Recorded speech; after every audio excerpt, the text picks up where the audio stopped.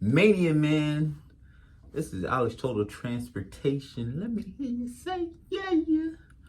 I gotta knock this blog out quick, but I'm gonna expand on it. I'm gonna expand on the blog a little bit when I have some more time. My boss is about to come in. We got an event to go to for work, but I was thinking about it, and I really wanted to talk about this local loads versus OTR. Local loads versus OTR, which is pretty much if you're working in your area, in your neighborhood, in your state, in your current region, your neighboring counties and things like that, or your OTR, over the road, which is pretty much, I would say anything that's 500 miles out is pretty much over the road. It is very, very tough over the road. I started out OTR. I started out over the road. I want to suggest that if you are trucking and you're in the industry, I would say start out locally, man. One, you don't need all the proper registrations, the FO3C, no, the MC. I'm forgetting the names. I'll look up all that information and stuff because I got all my documents and everything in some file folders, and I just want to make sure that I'm giving out the accurate information because I try to be as transparent on my channel as possible, and especially if I'm giving out information that could be vital and crucial to your success as a driver. But I want to know, like, how do people feel? Like, did you strategic plan on driving? For me, just a quick little backstory. If you are new to the channel or if you've been here a long time, you know I was in education. I was in education for predominantly most of my adult life. Like from 22, 23 years old, I was teaching. I was in education. And I really wanted to step outside of education, out of that box, and figure something else out and be my own boss. And it was rough, but I started out OTR, over the road.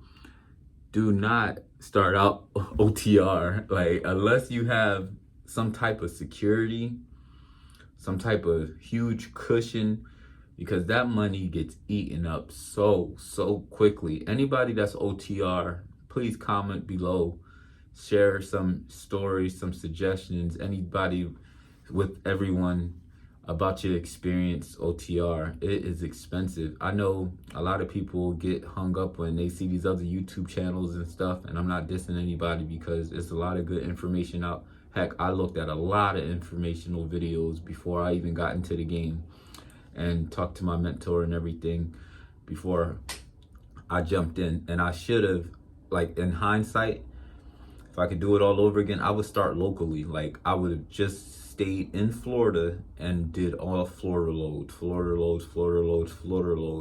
And I know you hear that and it's like, yeah, Florida's a huge state. Why didn't you just stay? The issue here is oversaturated. It is so many drivers in Florida. Like, I think since the pandemic, like, everybody just said, F it, I'm out, and just moved to Florida. And so many people are transplant people here. And I'm a transplant as well. I'm not originally from here, but I absolutely love it. And yeah, my first load was to Kentucky, Ohio. I got to look back at my first blog. I definitely posted my first run, and it was rough. You got to deal with the conditions. I always mention that. And then the expenses, man, the expenses. So whatever you're making, you'll hear from a broker. You'll get a load, and they'll say, oh, you get $1,100, 65% per load, 65 cents per mile.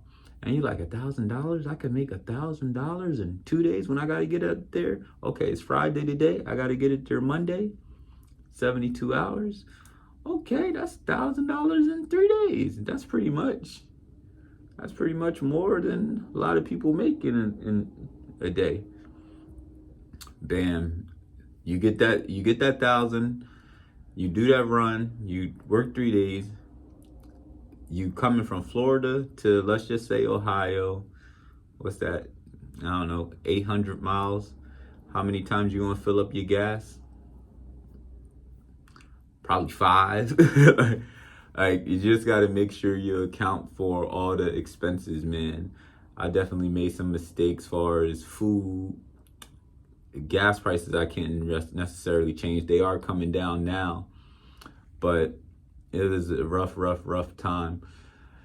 And what else I wanted to say? Just yeah, factor in that money that you're making. It's not much. It's not much. And I'm gonna put out a blog to talk about cargo reflection. Like, I just want to reflect on my time in cargo. A lot of what I'm doing now, since I'm transitioned out and still trying to find a way in through the broker lane, is just reflecting on my time. It was a short period of time in hindsight. But I did so much in such a short amount of time. Like, it's all on my channel. My thing was I wanted to document everything. But OTR versus local runs. I know a lot of people. I know a couple people I met through YouTube that are either subscribed to the channel or reach out to me via email or hit me up somehow, some way. I'm not too hard to get in contact with. And even though I don't have the other social medias, but my email is pretty much public.